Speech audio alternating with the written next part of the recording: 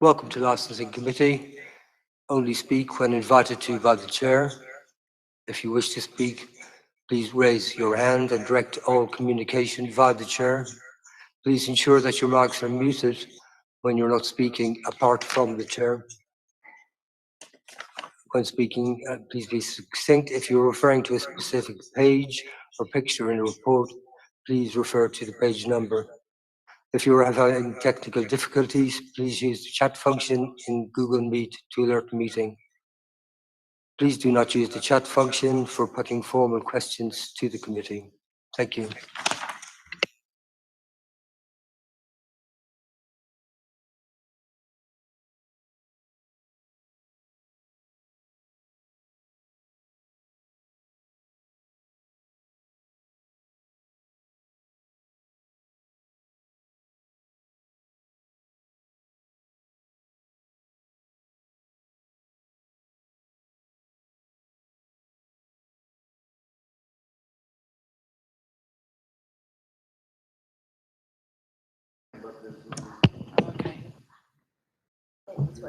Okay.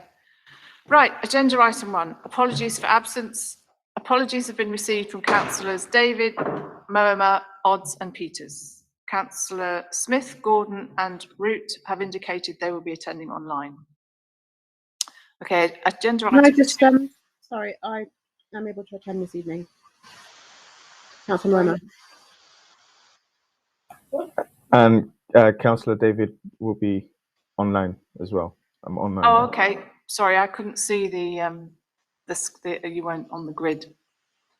Councillor And I was just with Councillor Root at a farewell do for the Gregories in Victoria. So if she turns up at all, I'd be very surprised. She was handing out the mulled cider when I left her. Okay. Can I just quickly, before we move on, I think you said that I was absent. Sorry? You said that I had given my apologies. Oh, yes. I had apologies for you, Sam. Apologies to you. Okay. Are you Thanks. attending? Yep, Okay. remotely. Thank you. Grid, so I can see. Thanks. Okay, I've got you all in front of me now. Okay, so have we sorted that out? Okay, we've got who's here and who's lovely. Thank you. Okay, do we have any agenda? Do we have any declarations of interests? Nope. Nope. Okay, lovely. Agenda item 3, minutes of previous meetings. Can we agree the licensing committee from September the 8th minutes? Agreed. Lovely, thank you. And now we go on to the main item, which is agenda item 4, the late night levy report at the end of the levy year 4. Can I invite Samantha Mathis, the late night levy manager, to introduce the report? Yes, and just apologies, there seems to be roadworks in the background, so I do apologize about that, but I will share the report on the screen now and just talk through it.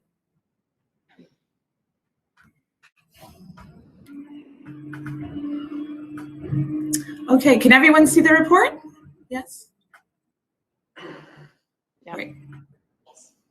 Okay, so I'm just going to go to item 2. I'm going to skip over the background because this is the just the standardized, the standardized description of what the levy is and what it consists. I think we're all familiar with that. So I'll just go on to the receipts.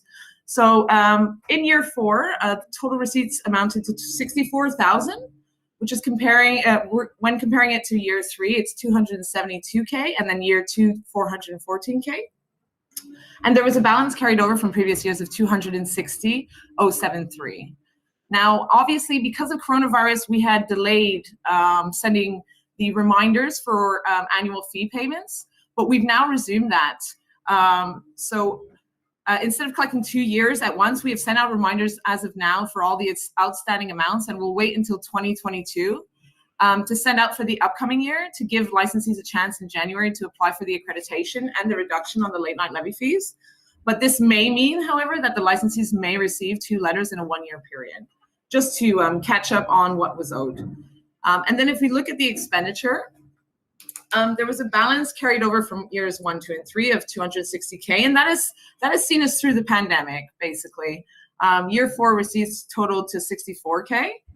And then if you go through the expenditure, MOPAC was allocated a total of 211K, We've spent 22K on enforcement patrols, which is significantly lower than our annual amount of 64.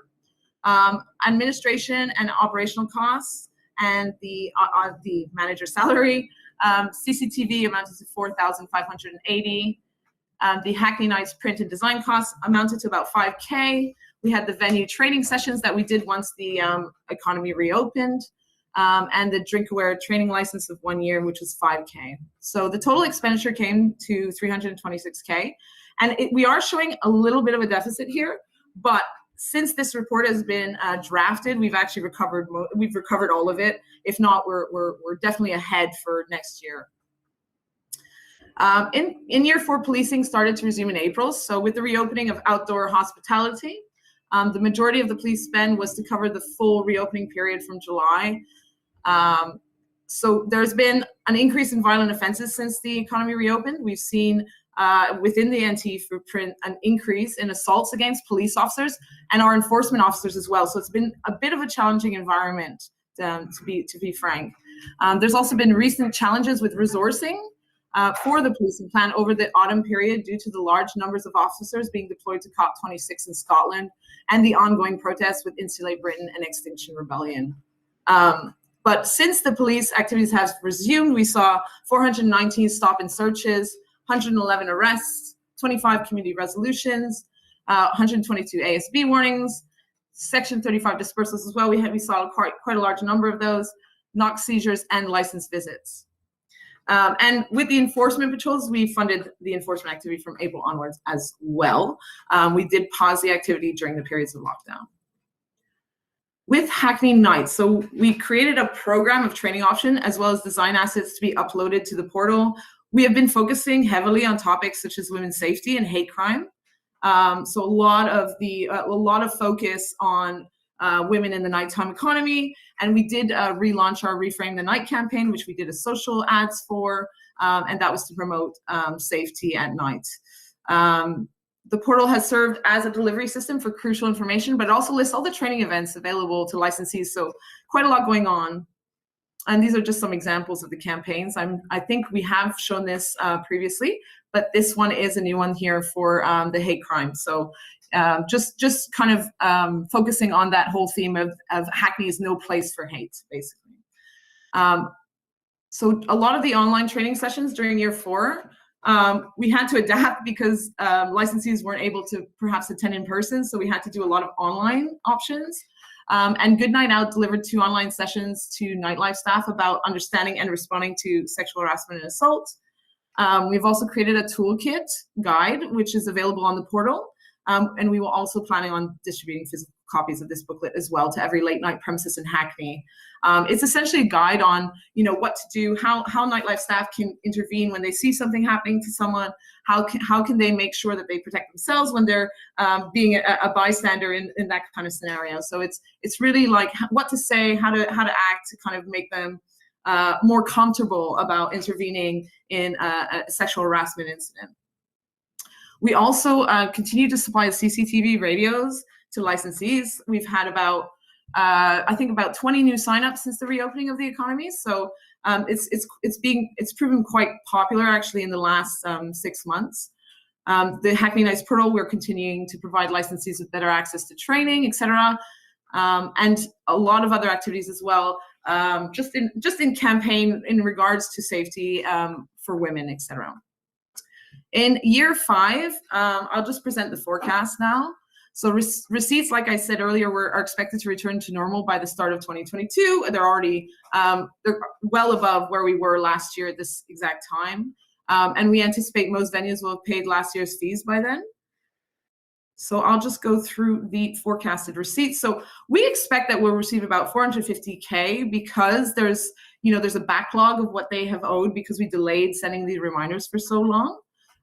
We estimate that we will attribute about 250K to the police, 65K to enforcement patrols, 10K to CCTV, and then another 80K, and that's basically all of the other spends. So myself, the portal design, development, training, packages, etc. It comes to about 80K. And then we do anticipate posting an ad for a new support officer. which will aid us with the accreditation scheme, which I'll go into shortly. So, well, now I'll go into it now. Year 5 will be the new, so that will be our main focus, is this accreditation scheme. The criteria has been finalized. We've presented here before, but we will be opening applications for the month of January and give licensees a chance to apply before sending out the reminders for their late night levy fees for the upcoming year. So the venues will be able to gradually upload information and complete the steps on their own time. Once all their sections have been completed and the documentation uploaded, a copy of the application will be sent automatically to both the council and the police for their review. Once reviewed and accepted, the venue will receive their accreditation toolkit. They will also be listed on the Hackney Nice website. The communication strategy will include communications to the general public, trying to promote these venues and show that they are above standard for safety. The scheme will actually be reviewed as well annually. So we will be making adjustments to the scheme year on year, depending on what we want to bring in or not. And like I said, the support officer will assist part-time with the new applications and spot checks. So for the police, we've had quite a big change actually recently, which I wanted to bring up, is the addition of a town center team for Shoreditch, which will see about 24 officers, an additional 24 officers to the Shoreditch area, which I think will definitely help with resourcing. They're committed to identifying creative ways to manage the public spaces within the nighttime economy. They will look to licensed premises to support this work and come up with plans to kind of engage them. I know they're doing a lot of additional penetration tests and things like that, and engaging with licensees. We have a new inspector since last time I presented here. So he's very much he's taking a partnership approach, which is very much welcomed. And just in summary, I guess what I want to say is that it's anticipated that the income will be returning to normal. We will be receiving the outstanding amounts owed to us for previous years over the next couple of months. Although I do think that the favorability of the levy has decreased amongst licensees. Our inability to provide an exemption for the time that businesses were first to close, as well as the issues with the police resourcing, has affected this. And we did lobby central government to kind of allow these exemptions by changing the legislation, but that never happened. So we were forced to collect, and unfortunately that has affected the favorability. But I do think the levy's in a secure position financially to continue with year 5. I'll come to the next licensing committee with a more accurate prediction of the receipts, and we will continue to present these reports to the committee. Thank you. Great stuff. Thank you, Samantha. Committee, do we have any questions? Councillor Snell. Thank you. I mean, the minutes of the last meeting record the way that we tried to campaign with other affected boroughs to be able to waive the levy, and the government wouldn't allow us to do that. So I think it is very important that we make that clear while we're trying to chase up the arrears.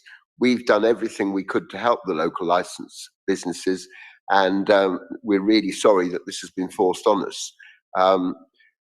It's interesting, the new focus on Shoreditch, and I seem to be sitting on lots and lots of reviews brought by the police at the moment, often for quite late, for premises that are paying the late night levy. I know they're reporting there's been an increase in violent activity and misbehaviour since people came back from COVID.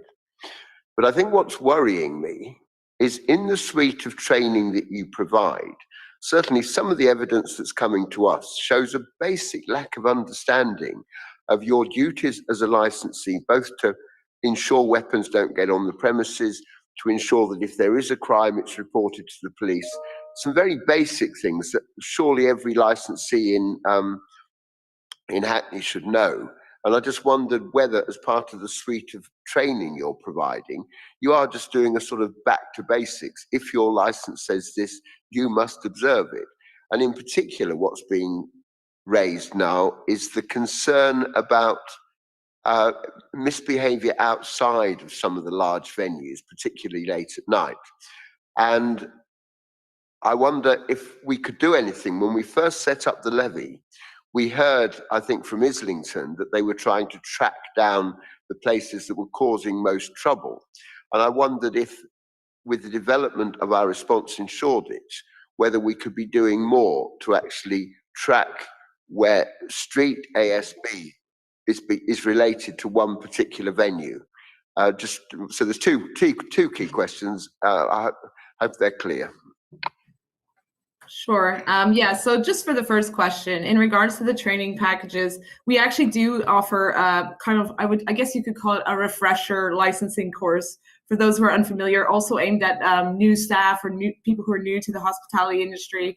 And basically it focuses on the responsibilities of the licensee, but also, in regards to, who to serve and who not to serve. So, serving to people who are,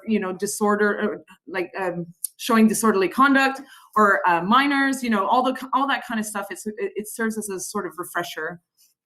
And actually, I think for the second question, the police, I actually think that we're in a position now where we have the best partnership relationship we've had with them in the years I've been here, at least. I think that we now have 2 meetings a week where we go through everything and try to see what the incidents are, what has occurred, how do we link them to the existing premises, can we link them to the existing premises? And this actually happens on a weekly basis. We sit down with them and we go over these things. And I do think it has helped. Could we be doing more? I mean, I think the police have taken a very kind of driven approach to be, more kind of, more kind of, more engaged than they were previously, I think. And I think it's showing. I don't think necessarily we need to, add actions to that necessarily.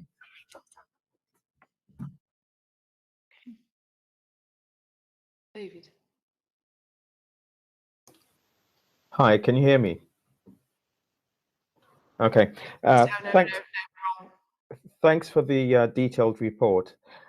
You mentioned some figures around stop and search, which was about over 400. By any chance, do you have figures on, those which produced anything and those which didn't, and then perhaps break down on the, should I say, profile of the people stopped in terms of demographics and stuff like that? Do you have data on that? I don't have the figures at the current time, but what I would say is that, they do conduct quite a lot of stop and searches, but it's mostly linked to ASB or, people causing disturbances around venues. But I don't have any other information apart from that, I'm afraid. Could you get that, just a follow-up, please? Could you get that information, perhaps for the next meeting or something, please? Yes, we can definitely take that away. Thank you. David Tuitt, you wanted to add Yeah. to something in the last question, I think. It was just to add to Samantha's response to your question, Councillor Snell, about enforcement generally. So despite the work ongoing that's levy funded, we do still have the usual enforcement approach for offences under Licensing Act 2003, Gambling Act 2005. So we still have that normal approach of educating and then enforcing warnings, interviews, underpays, prosecution, review. We still do all of those activities as well, regardless of whether there's a levy or not. Okay, thank you. Any more questions or anything on the levy report? No, I can't see. I have a question. Councillor Mower. Thank you. Just add, I would also be really interested in that breakdown of data from the police about their stop and searches, including ethnicity and the reasons given for the stops. Because if they're not related to, obviously it's good that they're catching people if they are, but numbers suggest that it's about 25%, and I don't really want it to kind of escalate into something else when we're supposed to be policing the nighttime economy and people's safety. But my question was more about, just given tonight's announcement from the Prime Minister about changes to masks and passes and so on, what he only gave 2 days just an hour ago, which is typical. But what what are we planning to do to support licensees to make sure that they are checking people's passes when they come into venues, if that's required, for places over 500, capacity over 500, and what support are we going to give people so that they can balance that, but also try and stay open for as long as possible? Okay, do you want to take that, Samantha, or David? Yeah, I mean, I to be honest, I haven't seen the most latest announcement, so I can't really comment on that, I'm afraid. No, it's literally happened at 6, but it's just, I really think it's something that we need to go away and think about fairly rapidly. Absolutely, make sure that yes. people can comply safely with the regulations and continue to go out safely. Yes, absolutely. I imagine there will be some sort of action plan put in place by our community safety team and our environmental health teams. David Tewett. Yeah, I was just going to mention the same thing. It's our colleagues in environmental health who enforce the COVID regulation. So I imagine that colleagues there will be absorbing the announcements made by the government today and would expect some new regulations and interpret those and then provide guidance to businesses as necessary.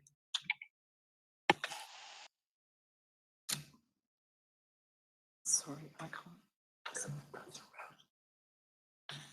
Councillor Root, do you have a question?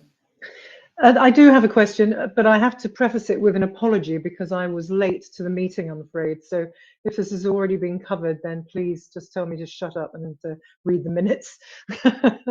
But basically, I was on a subcommittee meeting yesterday at which we were looking at a TENS application for a premise in Shoreditch. And one of the things that the police said, which I was quite surprised about, was that they didn't really keep any data about where people had been drinking before they got into trouble, before they were engaged in fights, etc., etc. I do find that a bit hard to credit, actually. Councillor Root, I'm going to interrupt you because I think Councillor Snell did ask this question. So maybe, okay, that would make sense because we were on the same committee. Yeah, you were on the same committee. Okay, yeah, good. I did tell you to tell me to shut up, so thank you. No, I mean, I don't know if Samantha, if you just want to very briefly cover that point again for Councillor. Yeah. I mean, it's always been a bit, yeah, sure. It's always been a bit difficult to kind of link, because a lot of people, the nature of going out, sometimes people go to multiple places, wherever they come from, where have they done the bulk of their drinking. These are all things that are very hard to identify. But what I would say is that the accreditation team that we're bringing in for nightclubs, they have to use distinctive wristbands or stamps or something like that for us to be able to kind of link these kind of activities better to the venues, if you see what I mean. So, but unfortunately, yes, it is kind of a difficult task to kind of, because the nature of Shoreditch and, how the young people kind of move around from bar to bar, it's very hard to pinpoint one premises as a problem. Okay, thanks for that. Robert Gardner, did you want to come in with something? No, it's slightly just a sort of, I suppose, a legacy hand there. But just to say that, in fact, actually, as soon as the regulations come out, we will be over them like a rash to make sure that that our responsibilities are covered in how we go about policing with venues, and we will liaise and use the portal, for example, to make sure that the information is relayed as soon as possible to licensees about their responsibilities under the new regime, such as it will be.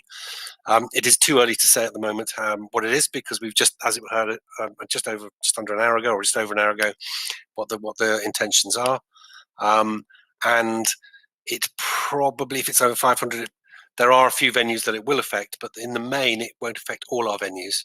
But we will obviously be over it very carefully, and we'll be supporting licensees where we can to ensure that they do have, very thorough entry procedures and requirements. So we will be doing that, and of course, obviously, we will have to work with the police on this as well. Thank you. Thanks, Rob. Okay, anybody else asking any questions, making any points? No. Chair, sorry. Yeah. Councillor Gordon, yeah. Yeah. Apologies. Yes, very briefly. Just on the announcements this evening. I mean, I don't have any more insight into this than anybody else, but I mean, obviously, it may not be the end of the story in terms of restrictions. And you know, I've just read that Denmark's closing. Bars and restaurants on Friday. So I mean, it's possible that our licensed premises are going to be, and our communities are going to be impacted, even more, obviously with, resulting impacts on the levy as well. So I'm sure that's all going into your modelling, but just it's, I don't know whether it's the end of the story really. Thank you. It certainly isn't the end of the story. Sorry. We don't know. Okay. Thank you, everybody. Can we agree then to note the report and the appendix? Agreed. Agreed. Okay. Is there any other business? Agreed. No. Sorry. It's just to mention, we were in court today with an appeal against the decision on 478 Kingston Road. It's a Topologlu off license. Long story short, we were in court all day, but we haven't had a decision yet. So the start was delayed somewhat by about 2 or 3 hours. So that meant that we didn't finish until 5 o'clock today, but I think the judge is going to pass down his judgment on 31st of January, so we'll be able to give a further update after that.